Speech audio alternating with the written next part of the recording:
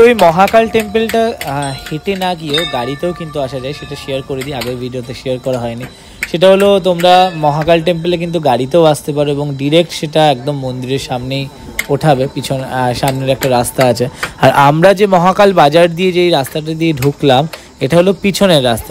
এখানে যদি উঠতে চাও, মানে ম্যাল রোড দিয়ে এসে সোজা এসে এই রাস্তাটা দিয়ে যদি উঠতে চাও তাহলে তোমাদেরকে এই সিঁড়ি ভেঙে টপকে আসতে হবে। তো যাদের পায়ের সমস্যা বা যারা বয়স্ক তারা কিন্তু ভেবো না যে আসতে পারবে না, আমাদের এই ভিডিও দেখে সিঁড়ি দিয়ে ওঠা দেখে তারাও আসতে পারবে। তারা ডিরেক্ট গাড়ি মন্দিরের সামনে দাঁড় করিয়ে সামনের রাস্তা দিয়ে আসতে পারবে। হয়তো সেটা একটু ঘোরা হবে বাট অবশ্যই আসতে পারবে এবং ডেফিনেটলি দর্শন করে যেও, কারণ অনেকেই জানে না এই মহাকাল টেম্পলের কথা। তো দার্জিলিংয়ে যে আছে, অনেকে দার্জিলিং এসে ঘুরে চলে যায়, বাট আমি বলবো এখানে এসে ঘুরে যেও। কালকে প্রচণ্ড মুড অফ ছিল কারণ এই জায়গাটা আমরা যাইনি, মানে দার্জিলিং এসে গ্লিনারিজে না আসাটা মানে খুবই কষ্টকর, বন্ধ হয়ে গেছিলো কেনাকাটা করতে করতে। তাই আজকে মহাকাল টেম্পল থেকে ফেরার পথে দেখলাম খোলা আছে, তো দেন আমরা একটু ঢুকবো। ঢুকে যাই না কিনতে পারবো কিনা, প্রচুর এক্সপেন্সিভ কিনা দেখা যাক, তো বাট ঢুকি তো অ্যাটলিস্ট। এই হলো বাঘ, এই হলো গ্লিনারিজ। বাও, কম বেশি সবাই জানো গ্লিনারিজ কিসের দোকান, বহু পুরনো একটা দোকান। অ্যান্ড এখানে কিন্তু শুধুমাত্র বেকারির জিনিসও পাওয়া যায় যে এমন না, এখানে কিন্তু ব্রেকফাস্ট করতে পারো, লাঞ্চ করতে পারো, ডিনারও করতে পারো।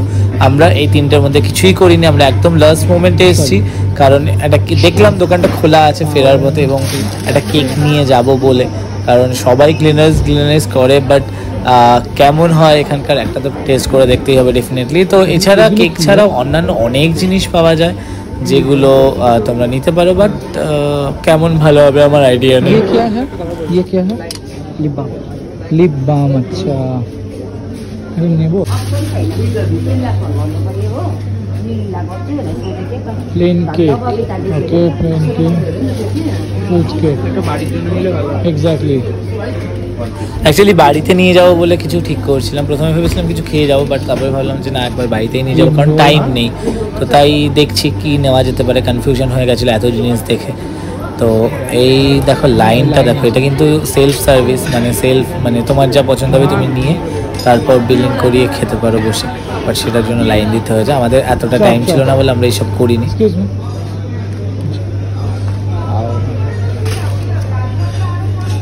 আমার এবং ওদের জন্য আমরা সবাই কেক নিলাম একটা করে, তো দেখা যাক কেমন হয়। অনেক কিছু নিতে ইচ্ছা হচ্ছিলো বাট টেস্ট না করে নেব না, এটাই ঠিক ছিল। তো এই হলো ডান, ফাইনালি মনটা শান্তি, বিকজ অফ দার্জিলিং এসছি আর গ্লিনারিজের কেক নেবো না বা কেক খাবো না, টেস্ট করবো না, এটা বোধ হয় কোথাও একটা অসম্পূর্ণ ব্যাপার হয়ে যাচ্ছিলো। তো ফাইনালি মহাকালজি খুশ কর দিয়া মন। তো হোটেলে চলে এসে তাড়াহুড়ো করে রেডি হচ্ছিলাম কারণ একদমই টাইম নেই আজকে, যেহেতু ভায়া মিরিক হয়ে ফেরার প্ল্যান। অনেকটা আগে বেরোনোর কথা ছিল, অলরেডি আমরা 2 থেকে 3 ঘন্টা লেটে চলছি। কিছু করার নেই, প্রচণ্ড টায়ার্ড, শরীরেও দিচ্ছে না যেহেতু আজকে লাস্ট ডে।